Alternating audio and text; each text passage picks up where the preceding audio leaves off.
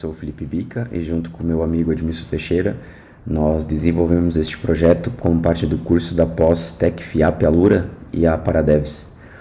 O nosso desafio principal aqui foi criar um assistente virtual de saúde que fosse capaz de apoiar a triagem clínica de uma forma um pouco mais automatizada. Para isso, a gente implementou 2 modelos de inteligência artificial, um para a predição de risco cardíaco e o outro para a detecção de pneumonias em radiografias de tórax.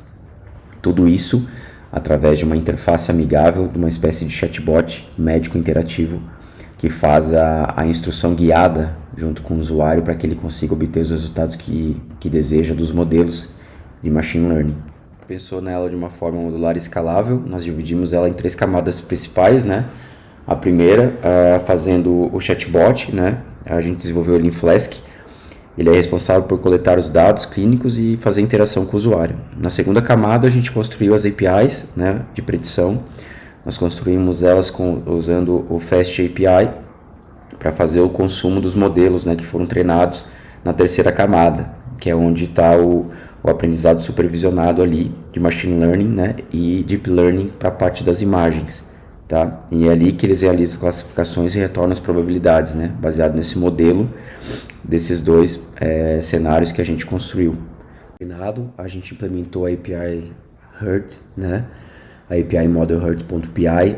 Utilizamos o Fast API para a concepção dessa API, onde ela recebe 11 variáveis clínicas, né? Via HTTP. A gente valida esses dados, né? E aplicamos junto ao modelo ao final do processo.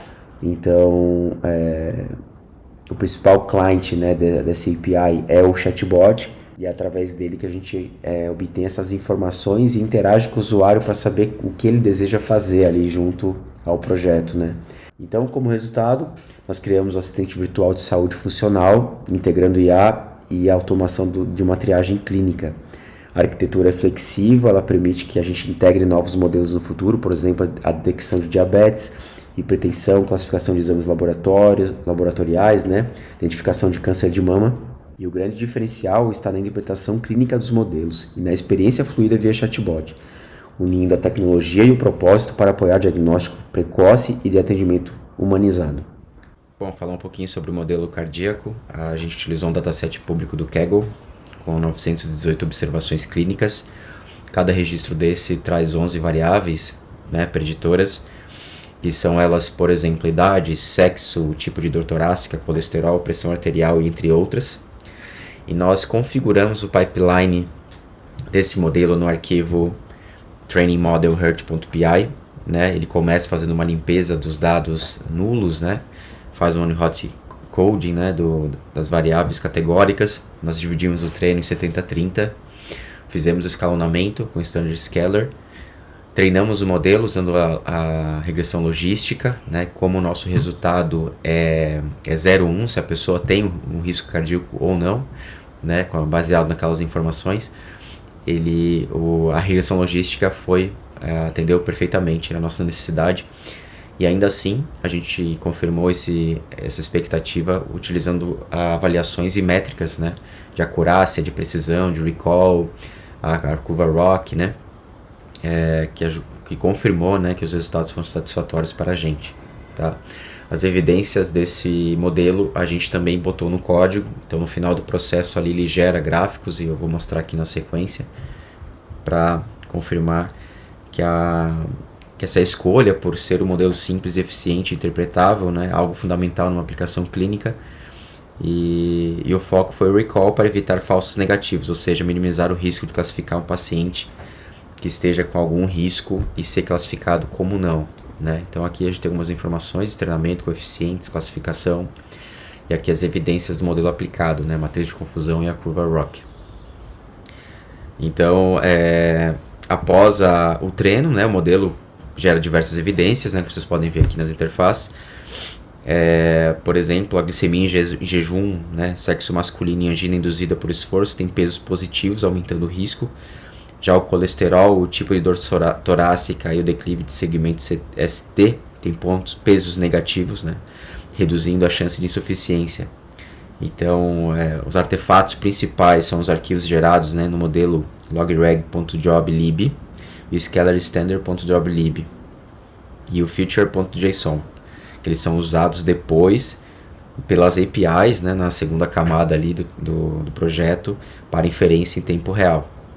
Bom, vamos iniciar aqui a demonstração do uso do chatbot e o consumo do modelo de risco cardiovascular, tá?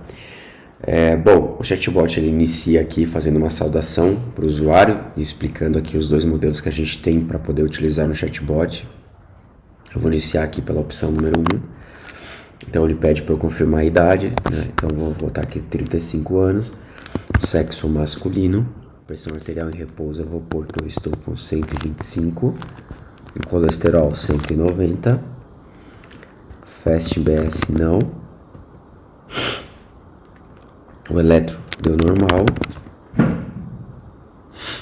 o máximo de batimento foi 180, angina vou botar aqui não, ou de peak eu vou pôr 0, o slope eu vou pôr flat.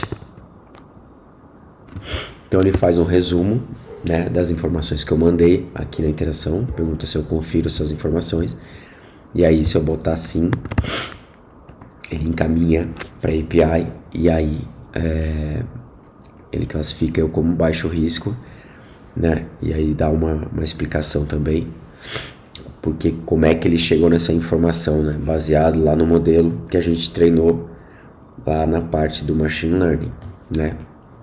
Então eu vou iniciar o novo atendimento agora, vou fazer uma avaliação do outro cenário, né? Então vou pôr aqui 68 anos, vou pôr masculino, vou pôr que ele está sintomático, os batimentos da pressão em repouso está 160, colesterol está em 290, se está em jejum, sim, botar LVH, que é uma anormalidade no coração ali, né? Aí o máximo de batimentos cardíacos eu vou pôr 82, ou de pique eu vou pôr 3.1 e aqui eu vou pôr flat. Então novamente pede para eu confirmar as informações, eu boto sim, e aí ele classificou como alto risco cardíaco, mais de 90%. A idade avançada, os batimentos máximos ali abaixo de 100, o jejum alterado, né? O ST plano assintomático, o esforço com angina, enfim. Ele explica, baseado no que ele obteve de informação, né, como que ele chegou nesse resultado. Olá pessoal, eu sou Edmilson Teixeira e junto com meu amigo Felipe Bica criamos esse projeto. Nessa segunda parte da nossa apresentação, falaremos sobre o modelo utilizando o recurso de Deep Learning, treinado para identificar pneumonias em radiografias de tórax. Para organizar o projeto, criamos uma estrutura modular no terminal Ubuntu. Nosso objetivo foi seguir as boas práticas de engenharia de software, garantindo clareza, separação de responsabilidades e facilidade de manutenção do código. Assim, no terminal, temos 5 diretórios principais. A pasta Chatbot, que contém os scripts JavaScript, HTML e o arquivo responsável pela interação com o usuário. As pastas de API Model Pneumonia e Model Hurt armazena o código das APIs, os arquivos readmes, .env, além do script de instalação e dos modelos treinados. Por fim, as duas pastas de treino, da pneumonia e do modelo de risco cardíaco, responsável por todo o processo de treinamento do modelo, contendo o script de treino, os datasets utilizados e os relatórios de desempenho gerados ao final de cada treino. Nessa etapa do nosso trabalho, desenvolvemos um modelo de inteligência artificial voltado à detecção de pneumonia em imagem de raio-x de tórax. Utilizamos uma rede neural convolucional ou CNN, construída em TensorFlow e Keras, com Transfer Learning baseada no modelo EfficientNet B0, pré-treinado no ImageNet. Nosso objetivo foi criar uma solução capaz de classificar automaticamente as imagens como normal ou pneumonia a partir de um pipeline completo, desde o processamento dos dados até a geração de relatórios e evidências. O dataset utilizado é público, proveniente da Kaggle. 5.863 imagens divididas entre as duas categorias principais. Entre as etapas de criação do modelo, a primeira atividade foi o pré-processamento das imagens. Todas as radiografias foram organizadas em diretórios estruturados e lidas automaticamente pelo TensorFlow, com redimensionamento para 224 por 224 pixels e normalização entre 0 e 1. Criamos datasets do tipo TF-Data, com lotes de 32 imagens, garantindo consistência entre treino, validação e teste. Durante o treinamento, congelamos as camadas convolucionais pré-treinadas e adicionamos uma camada densa Softmax, responsável pela predição final. O modelo foi avaliado com métricas clássicas de acurácia, precisão, recal, F1 score, AUC, e as figuras de matriz de confusão e curva ROC foram geradas automaticamente. Após o treinamento, temos um script dedicado à geração de evidências programáticas. Ele automatiza a análise das predições, gerando 4 artefatos principais: matriz de confusão, relatório de classificação, JSON com as métricas e caminho dos artefatos, e o modelo final exportado como Model H5, que foi exportado para uso direto na API de inferência, totalmente integrada ao chatbot, que permite ao profissional de saúde enviar uma radiografia e receber o resultado da análise de forma imediata e explicável. O dataset utilizado segue a estrutura clássica em 3 pastas: treinamento, teste e validação. Dentro de cada uma, temos a subpasta, pasta normal e pneumonia, totalizando 5.863 imagens.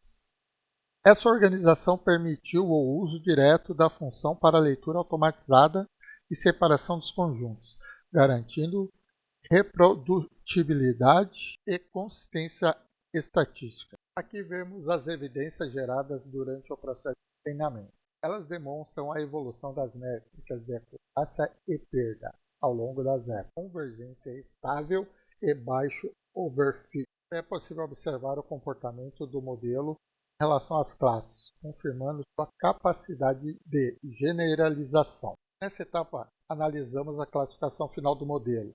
A matriz de confusão mostra que o modelo acerta a maioria dos casos de pneumonia e tem poucos falsos negativos. O tipo de erro mais crítico na prática clínica: recal acima de 95% e F1 score médio superior a 0,85, indicando excelente desempenho preditivo. A etapa seguinte foi transformar o modelo em uma API REST de inferência, desenvolvida em SPI com TensorFlow CPU. Essa API recebe imagens, carrega o modelo e realiza a predição automática. O retorno traz a classe predita e probabilidade associada ao score completo das classes. Aqui vemos alguns exemplos de funcionamento real da API. O projeto foi desenvolvido com fins acadêmicos e de pesquisa aplicada à saúde. Está disponível publicamente no GitHub, permitindo reuso e aprimoramento por outros desenvolvedores. Para finalizar, vamos realizar uma demonstração prática utilizando o nosso chatbot. Eu venho aqui na opção 2, avaliação de quadro de pneumonia, e aí o bot me pede para selecionar uma imagem de raio-x de tórax. Eu pego uma imagem aqui que está dentro do dataset da Kaggle que a gente usa para treinar o modelo. O chatbot carrega a imagem e aí pergunta se eu quero realizar a análise. Eu digo sim e prontamente ele responde que essa imagem aqui ela não tem indicativo para pneumonia. O 2 novamente para pesquisar uma outra imagem. Agora vamos para 7, mas pegar mais pneumonia. Carregou aqui e aí eu confirmo para que ela possa ser subida.